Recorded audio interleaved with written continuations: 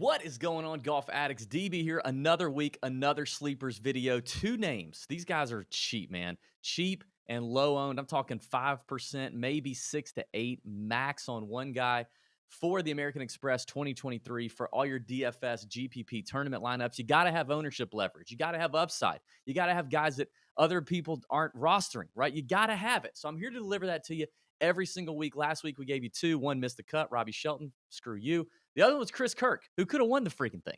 I mean, what more do you want from me, people, in a 10 to 12-minute video every week? That's free. So here we go. Let's get into this. Two names. I'm going to start with the more expensive player. I do have a 7K guy and a 6K guy. I'm going to start with the 7K player, and he may be he is going to be the higher owned of the two, but I still think he's going to come in 6%, probably 8% max based on past ownership of this player and what he did last week, which was miss the cut. And I'm talking about Alex Smalley. He's $7,500 on DraftKings. He's 130 to 1. That's his longest outright number for now on DraftKings. His top 20 number on DraftKings is plus 450. And listen, here's the thing with Alex Smalley. He did miss the cut last week at the Sony. And we're going to talk about what he's done after missing the cut. We're going to talk about that. Last year at the Sony, finished T25. Last year at the Amex, finished T25 after also missing the cut at the Sony.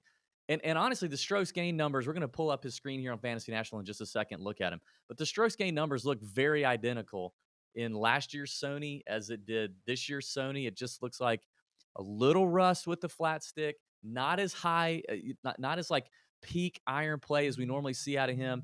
And it just happened to not be a great week for him, and he barely misses the cut.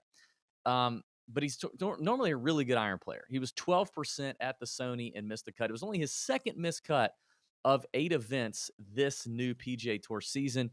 Here's another thing that's interesting. This is really interesting. In the head-to-head markets, okay, just before I turned on this video, I looked at one of the sharper sports books line setters for the head-to-head market. And do you know what I found? I found 2 head-to-head matchups for Alex Smalley, and he's a favorite in both of them.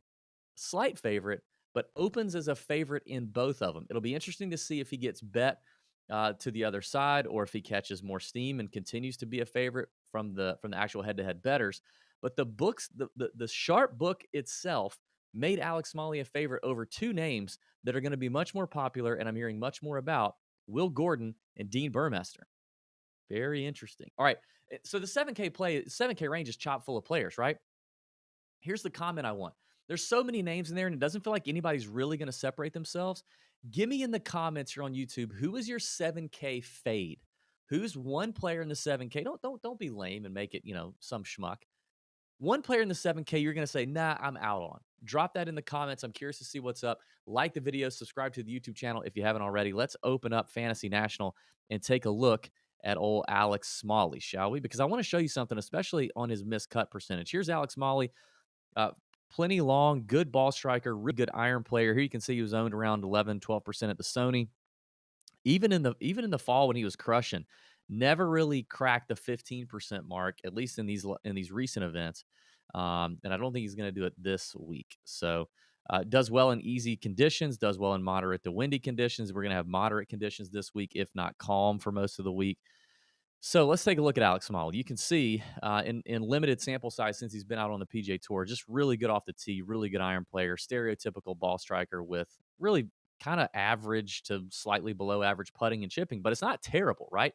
This isn't like Luke List level bad putting. This is a very solid iron player who does have peak weeks with the putter. You can see here, but I mean, look at the PGA Tour season that he's off to. 43rd opening at the Fortinet, missed cut at the Sanderson. 25th at the Zozo, that's a good field. 52nd at the CJ Cup, that's not great. I mean, considering no cut event. 11th at Bermuda, 4th at the Houston, 5th at the RSM, missed cut at the Sony. So off to a hot start, but you can see kind of the upside that we have here with Alex Smalley. Now, this is a stronger field probably than what we got there at the Houston or the RSM, but probably not much. I mean, there was plenty of depth at the RSM Classic. Well, maybe not actually. It was pretty bad. But I think the kid has chops. But here's what I want to bring to your attention. Look at the miscuts in Alex Smalley's career. Actually, I'll just scroll all the way to the bottom because we'll see this. Now I'm not going to go back to 2017. But you're going to notice something. He doesn't follow a miscut with a miscut the very next week. It doesn't happen. In fact, it's only happened once within like a 2-week span. Now, if you see these two miscuts next to each other, you're like, DB, here it is right here. Well, that's 4 months apart. So like, I'm not really interested in that. But here's a miscut at the Fortinet in 2021. His next event, a couple weeks later, follows it up with a 31st. Now this is the RSM and the Sony, but again, that's 2 months apart. But then what does he do? This is what I'm talking about last year. Follows up his Sony last year with a 25th at the MX. Then he misses the cut at Pebble. Barely squeaks in there at the Genesis, but makes the cut, makes the weekend, does his thing, whatever. Misses the cut at the Valspar. Follows it up the very next week with a runner-up at Corrales. It's not like the Valspar.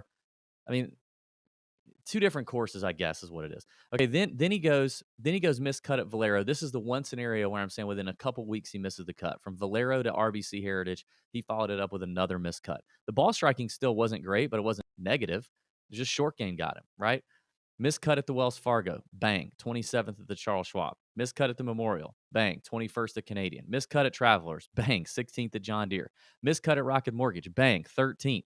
Miscut at FedEx St. Jude in the playoffs, 44th at the BMW. So like that's what I'm saying. The guy, the guy can bounce back, right? And when it's the beginning of the year and it's the Amex and it's your first event back, or the Sony and it's your first event back, we talk about there's rust, right? There's the rust factor.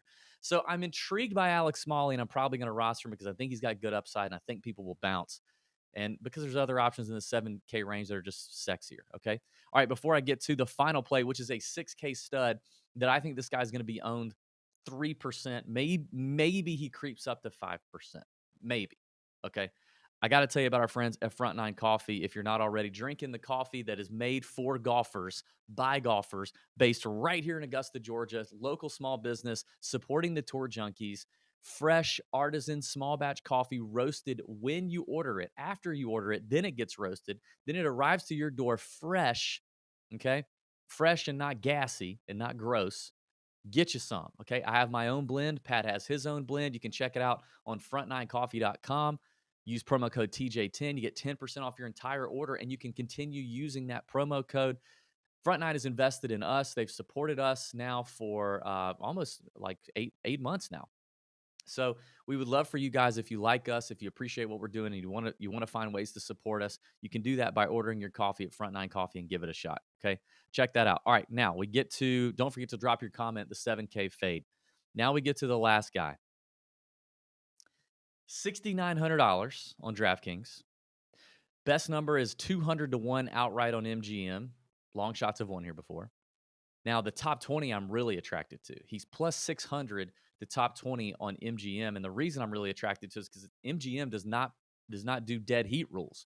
So if he ties with a bunch of people for 20th, you get the full payout of 6-1. It doesn't get chopped. Love that. And I think he's going to be less than 5%. 5% I think is the max. And it's Kevin Yu from China, played at Arizona State University. Let's talk about Arizona State. Let's talk about, a couple of events in his very limited PGA Tour sample size that he's done well, and that's the Shriners, okay? Played at Arizona State, Desert Golf. He's played twice at the Shriners. Even though this is his rookie year on season, he got an exemption at the Shriners a couple years ago, finished 27th, finished 37th at the Shriners this year. Clearly, Kevin Yu comfortable in desert conditions, desert-like golf. That's what we get here at PGA West. Played at Arizona State, desert golf. I love that. But I want to also talk about his Korn Ferry Tour statistics, because we have a full season of Korn Ferry Tour data. We have limited data here on the PGA Tour in his rookie year, but this is what he did on the Korn Ferry Tour. He finished 23rd in the order of merit. He had 6 top 25s, 3 top 10s, and 2 runner-ups in just 21 starts. He's a boom or bust player. In those 21 starts, he did all of that, and he still missed 9 cuts. So like he's a boom or bust player, which is a perfect GPP player. Here's what I love about him statistically. The total driving is off the charts. 17th in driving distance rank on the Korn Ferry Tour, averaging 317. That's good, okay? 20th in driving accuracy, hitting over 66% of his fairways. Love the combination there, because PGA West, and especially the Stadium course, is a course that, yes, it's Pete Dye, yes, it's angles, yes, it's proper side of the fairway, but you can use your length a little more here than maybe you say could at Waialae last week. You can use it a little more. So I like that for Kevin Yu. He ranked 49th in putting, 56th in scrambling, which is kind of like top third of the Corn Ferry Tour. It's not terrible. It's not as awful as some of these other guys. But 15th in birdie or better percentage rank.